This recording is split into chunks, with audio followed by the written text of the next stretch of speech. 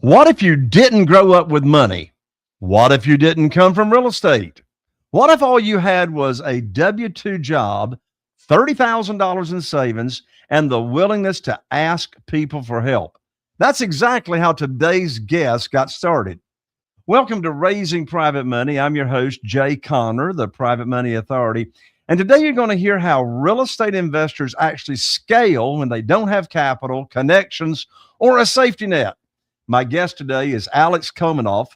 Alex started investing in 2018 with his very first BRRRR deal, a deal he still owns today.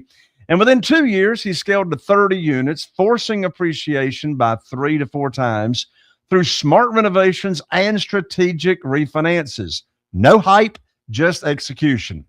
Now, later he moved into commercial multifamily, became a co-GP on a 105-unit apartment deal, and along the way learned what really matters: relationships, underwriting discipline, and speed. That frustration with slow, broken underwriting, it led Alex to build UWise, an AI native platform to help investors analyze deals, write real offers, and track their entire acquisition pipeline in one place.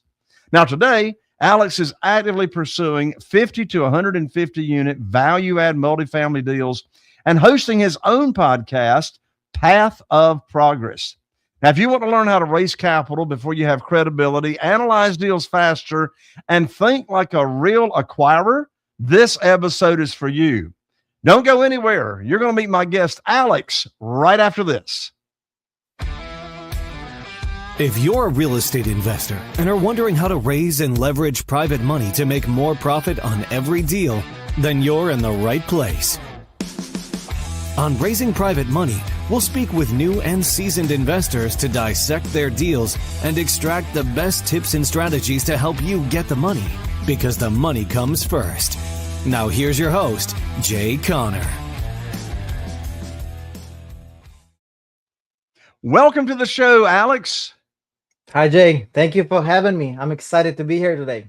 Absolutely. I'm excited to have you, but let's dive in. Alex, as I said there a minute ago, you didn't come from money. You didn't come from real estate. You had a W-2 job and $30,000 in savings. My question is, what did you do first that most people, real estate investors, skip when they're trying to break into real estate without capital or credibility? You know, everyone is sold the sexy idea. You have to go as big as possible, as soon as possible. I was just, humble, easy way to start, right? I listened to Bigger Pockets podcast and I got excited about this BRRRR strategy. And I looked for the property, for the right property. At that time, I live in Boston, and you can imagine nothing can pencil in Boston. Everything was oversold in cash. I couldn't buy anything. And the first properties I found actually brought to me by my relative, and we partnered up to buy our first 2-family house in Trenton, New Jersey, in central New Jersey. It was my first house. Many mistakes were done there, but I wasn't looking for 50 units, 10 units, 20 units. I was looking for just first properties that I can validate this idea of BRRRR, and I made it work. It was a long process, but from very beginning, I knew the numbers work. Before getting this first property, I underwrote hundreds of properties, which in Boston, New Jersey, out of state. I looked everywhere, but when I found the right one, I knew the numbers should work, and it did work. I did a lot of mistakes on this first deal. I read a lot of books before that and listened to podcasts, so all of the podcasts that's available there. But as I learned, hey, don't do this mistake and watch out contractors. And I did all. I heard it all, but I did all of these mistakes. And the first deal, I lost 2 general contractors. I lost deposit. I had to drive 5 hours back from Boston to New Jersey to finish this project and finish it myself supervising. So this was my first proof of concept project that instead of 3 months that was planned, it took me 8 months, but I was able to cash out, refinance, take entire capital stack out of the deal, and it gave me my proof of concept, and it propelled me. I got another 2-family house next year, and in a year I bought another 25 units. And that year, on the second year, I had propelled. I already got my proof of concept. I got 2 or 3 projects under my belt. And when I have deals, I knew the numbers work. So it was simple to me to approach people and say, hey, I have this deal and do you want to invest or not? I mean, I have friends and families that was interested, in real estate, but never dabbled in this space. But when I told them what I did, and when I brought this up, it was just an easy pass. I raised capital for those deals. I After the third deal, I didn't invest in penny in my the next five deals from my own money. I just, because I was over, I had these projects ongoing, so I had to be creative. So I found partners in the places that I thought I would never find, but I just had these conversations. Perfect. Now you're talking about this strategy that you used on your very first deal, and that's the BRRRR method or the BRRRR method. To make sure everybody understands what that stands for and how that strategy works, explain that method. Absolutely. It's my favorite strategy. For everyone who's starting out, guys, you should check it out and should listen to it. So BRRRR, this stands for buy, rehab, rent, refinance, repeat. This is a great strategy. You guys, you should look for value add properties that you can build sweat equity. You can work on a property yourself, or you can hire contractors, have enough equity, build up equity in the property, and rent this property, right? It should be investment property. And when you rent it, you should pay your bills and you'll have a cash flow. And because you build this equity in this property, you go for refinancing, cash out refinancing, we call it, right? And what happens is you go to the bank and say, listen, I have this property I bought not long time ago. Usually season period varies on the bank. Sometimes it's 6 months, sometimes 12 months that you have to hold the property before you can go for refinancing. But you go, I bought this property super cheap, and I've worked on it very hard with my contractors, by myself, however you did it. And they say, okay, let's check out how much value it is. They send new appraiser, you start a new process, like a new financing, and they brought up new value. And if you did brought up the value up for the building, which you should have calculated in advance from your comps, from local, it's either a strategy how to do it. But the bank will tell you, yeah, your property value is now 200,000 versus you bought it 100,000 a year ago.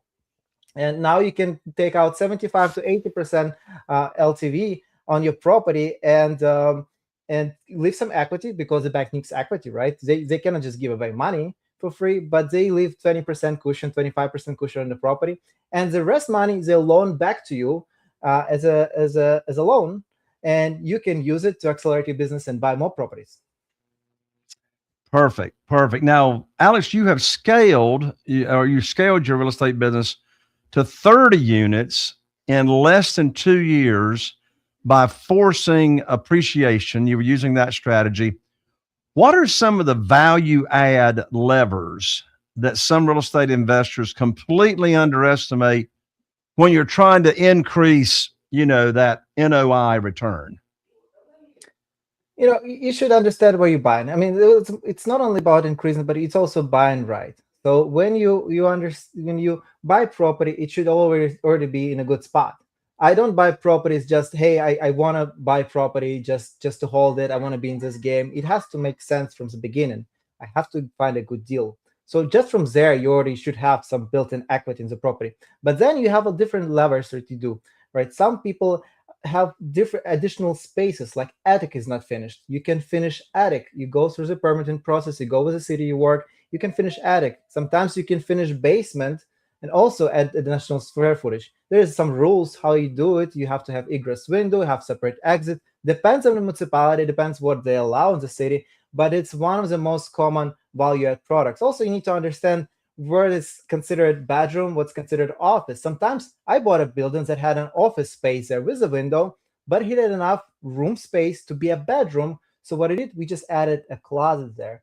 And when the room has closet and the window, it's considered a bedroom. So that's the most simple value add process that you can do there. Yeah, that's great advice. Now, you talk a lot about underwriting and how underwriting of real estate deals is one of the most important skills that you can have. So, two-part question, just to make sure everybody understands, what do you mean when you say underwriting a real estate deal? And then what are some advice you can give on what to look for when you're underwriting a real estate deal? Just a little backup, like underwriting is in a nutshell is analysis of the deal, right? We understand in the numbers that actually this deal is worth this much or even more in a nutshell. When I'm trying to buy a deal, I'm trying to buy it with built-in equity already. Trying to buy 75 cents on a dollar, so I have my exit strategy down the road. So when we're talking about underwriting, it's like when you get an appraiser, right? They underwrite your properties. They tell you how much the value of the properties will be. So when you underwrite the property, you reverse engineer same idea of processes, and you understand, okay, based on comps in the area, you need to understand this much. I have this many bedrooms, this many bathrooms, and my comps in the area, compatible properties, right? They have similar bedroom bathroom count and square footage, right? It depends on the unit size. Now, what's interesting, and I want to back up to my story, right? How did I scale to 25 units on a year two? It's a very rapid growth. So what I did in the first year alone, I underwrote almost 100 properties, and I bought only two-family house. On a second year, I bought 5 units, but that year I underwrote 500 properties. 500 properties I underwrote through Bigger Pockets calculator. On a year two, after I was done with 500, I already was under contract for 7 units for another duplex, and by the end of the year I got another like 17, 18 units. But the point is that it's a process, right? You need to teach yourself to go through the process and to understanding your market. The market is varies, right? Market dynamics. It's not only underwriting, and underwriting is analysis in a nutshell. It's not only about numbers, but you also need to look into the area, to the neighborhood. What is the dynamic, local dynamics in the area? Will this property appreciate? Will it cash flow? Will someone rent there, or it's a war zone? It's a part of the underwriting cycle. So that's in a nutshell how I created UWise, because throughout the year I underwrote thousands of properties, from single family, small multifamily, large commercial. I underwrote self-storages, mobile home parks. The idea is the same in around all of the properties. And now you need to understand, first you need to understand what kind of property you have, right? And this is, I'm walking you through my process of UWise. It's short of underwrite wise. I made it short of UWise. But idea is here very simple. First, you need to understand what kind of property you have there, right? Is it single family or small multifamily, commercial retail? You need to understand what it is. And by understanding it, you need to go deeper and understand, okay, how many bedrooms and bathrooms in this property? How many square feet in this property? And so on and so forth. And if you have multiple units, you have to have breakdown of each unit type. You have couple one bedrooms in that building. You have one studio. I have three two bedrooms, and so on and so forth. And you have garage. It's additional value add, right? And after you're done with understanding what you have as a basis, then you can understand, okay, now I need to dive deeper and understand specific dynamics. Let's underwrite market. Where is the property located? And by that I mean, okay, what we need to understand, what's vacancy rate in this market? How many months of the year they have the property is considered to be vacant? It depends on every market separately. For commercial, we also look for cap rate. It's a whole other story. I'm not going to go there right now. But from simple stuff, you need to understand what's your rental rates, right? Each property has a rental rate, market rent that it's rated.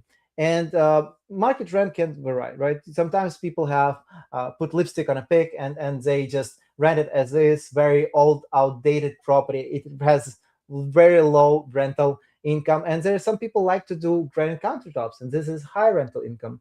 I always like to stay in a median level. I don't overdo my renovations, but I don't like putting lipstick on a pig. I like to change kitchen cabinets. I like to update what I need to update in the property, and have a nice vinyl floors, beautiful painted and renovated apartment. So after you understand your rental rates, I usually take 5 comps for each rental rate for each unit type. And after you're done with that, you go to, okay, what's our sales comps? Because when you underwrite residential, commercial, it's also important that it's property cash flow. It's not only, hey, what's the value, what's speculation on the values of the buildings, but it's also understanding, okay, what's the rental income for this property, how much it can generate, and the cash flow per month. So I need to understand if it's going to be profitable, it's going to be money pit for me, right? And after that, I need to understand what's a path of progress, like the name of my podcast, path of progress. We need to understand how far is Whole Foods, how far is Starbucks, Trader Joe's. The reason being is those major retailers, when they are located nearby your property, it's a signal that this area is already developed or it's developing. It's a good sign because those major retailers, they don't put their location for no reason. They only want to target specific audience, specific customer with specific income base, so they can bring their income up. They have big marketing research groups that are doing that for them. And of course, for local standpoint, I want to understand what kind of school nearby. So we look for elementary, middle, and high school. We want to understand how far is hospital, how far is university, because the business plan varies on those locations. And you can one plan maybe not gonna work, but hey, if the university next door and they need student housing, maybe you can maximize that potential, that direction. And this is all about exploration, right? Step two in UWise and in real lives, that's what I did before by hands, is all about understanding what's going on in the market. And of course, census, local demographics. We need to understand household income and what's population in this particular area, and pros and cons. I'm just doing before UWise, I was just doing research. Hey, what's happening in the area? What's is there any pros and cons invest in the area? Is there any shootings, or is there any major business is leaving that city for good and now you have unemployment? You want to do this research before jumping into the new areas that you don't know about. And thankfully in UWise, I already have those AI tools that help me to find this data and give you the links for that. After you understand the core idea of the area and the market in your where you invest in, where you planning to invest, you go to the next stage. The next stage, and then realize the same, you need to understand your assumption. So your business plan. Okay, how much are you planning to spend on renovation for this unit? And which beauty of UWise is it's self-guided. We don't provide estimate like Zillow because it doesn't work. You know, Zillow, they lost a lot of money using their models to acquire properties. And 5 different investors can underwrite one deal in 5 different ways because everyone has their own risk appetite. Everyone has their own teams around it. Everyone like to do it differently. As I mentioned before, some people like just to paint it and leave it as is. And some people like to go with granite countertops and do gut renovation and put everything brand new and don't touch maintenance for many, many years ahead. It's a different business plan, different strategy, but nothing is wrong in this business. It's whatever you prefer, whatever you like. So this means in this stage, in step 3 in UWise of underwriting analytical tools, you just need to choose what kind of renovation you're going to be doing. And you need to choose what's your rental comp will be. If you're doing granite countertop, you're going to go high rental comparable what we provided before. But we always suggest median. I like to stay on a median regardless of the level of renovation I'm doing. And that will help us to go quicker and faster. After this step, you choose your income ratios, your expense ratio, and we have some national average numbers, 3% increase income and expense annually wise. It's national average, right? And then on the stage 4, we look for stabilized projection of how much the value of the building will be and what it will be look like when it's stabilized. When you renovate the building with your maximum potential, what are you looking in terms of income, cash flow, and in terms of valuation, and reverse engineer from there. Okay, if I'm buying 75 cents on a dollar, this is lines that you can change. If you like 50 cents on a dollar, you wholesaler, or you buy 80 cents on a dollar, that's totally up to you. It's your business plan, but you can change it and adopt it and make it as you see fit. After you're done with that, you got your values, you got your offer, and we have tools in UWise to help you to get to the offer line.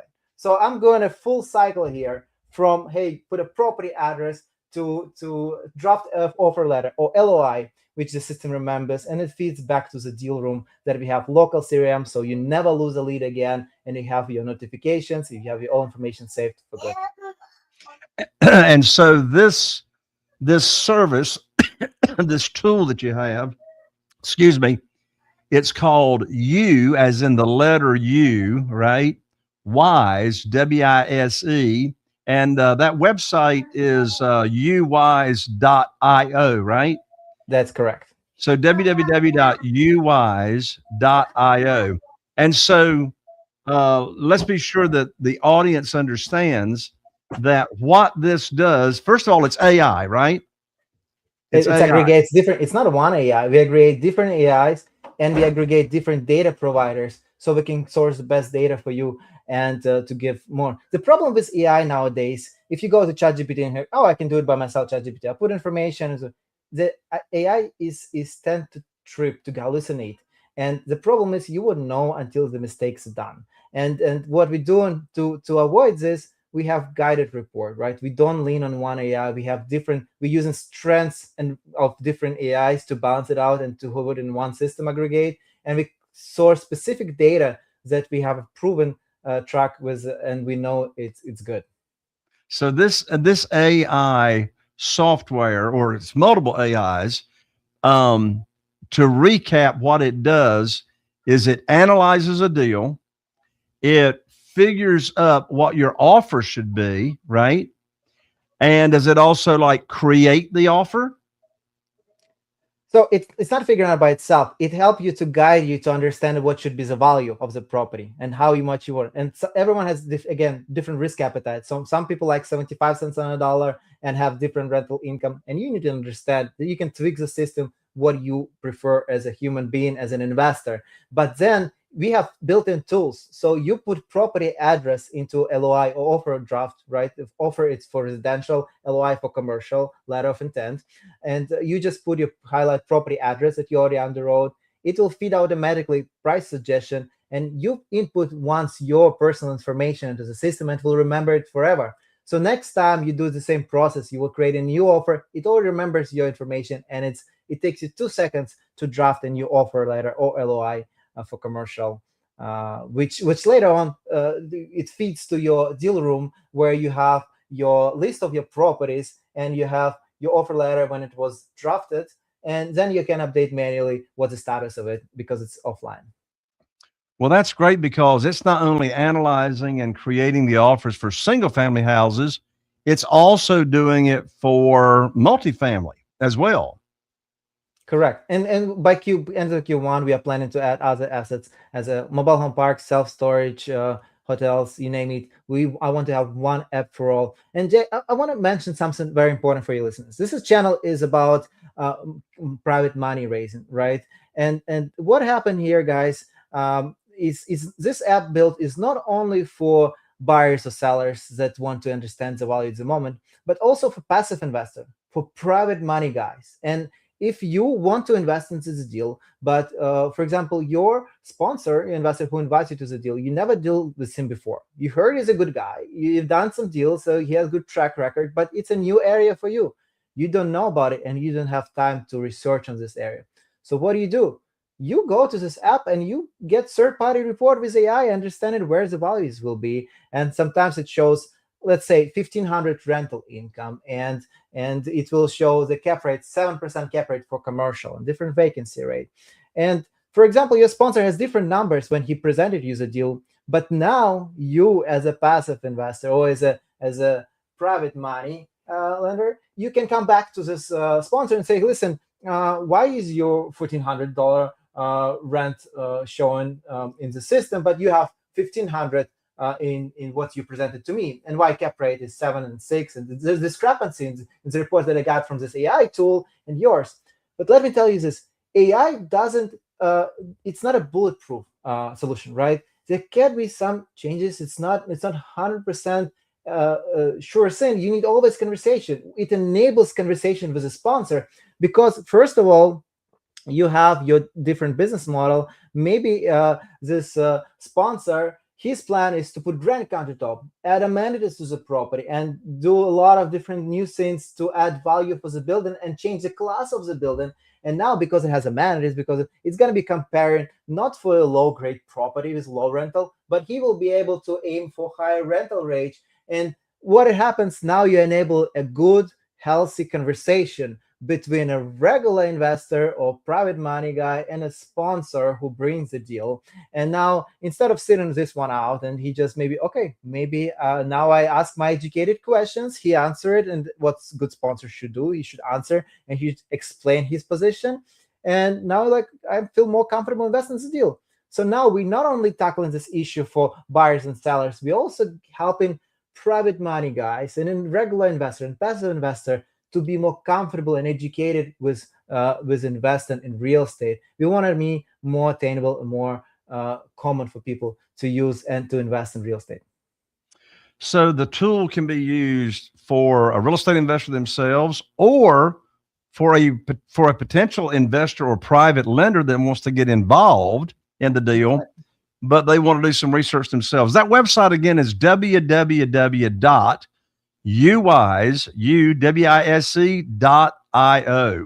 Alex, my lands, you have covered a lot of territory here.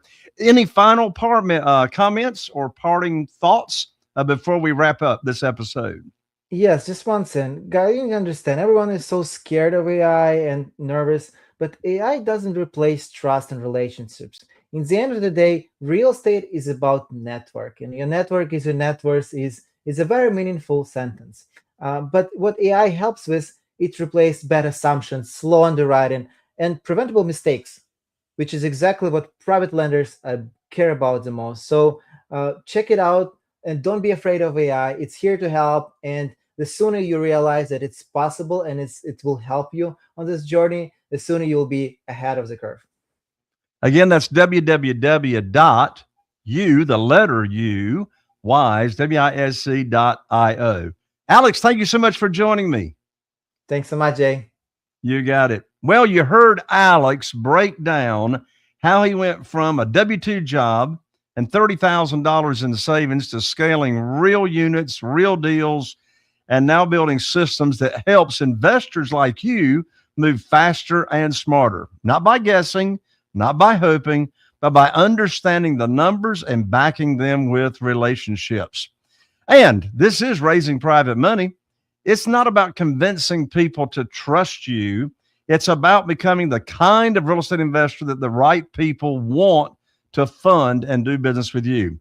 If this episode helped you see deals differently and got your eyes open to AI a little bit more, do me a favor. Follow Raising Private Money. Share this episode. Follow me. Share it with another real estate investor and leave me a review. That's how this message gets spread. And if you're serious about raising money with confidence, clarity, and credibility, I'll see you right here on the next episode. I'm Jay Conner, the Private Money Authority. This is Raising Private Money, and I'll see you here next time. Are you feeling inspired by the knowledge you gained in this episode? Then head over to jconner.com/moneyguide. That's jconner.com/moneyguide and download your free guide that shares 7 reasons why private money will skyrocket your real estate investing business right now. Again, that's jconner.com/moneyguide to get your free guide. We'll see you next time on Raising Private Money with Jay Conner.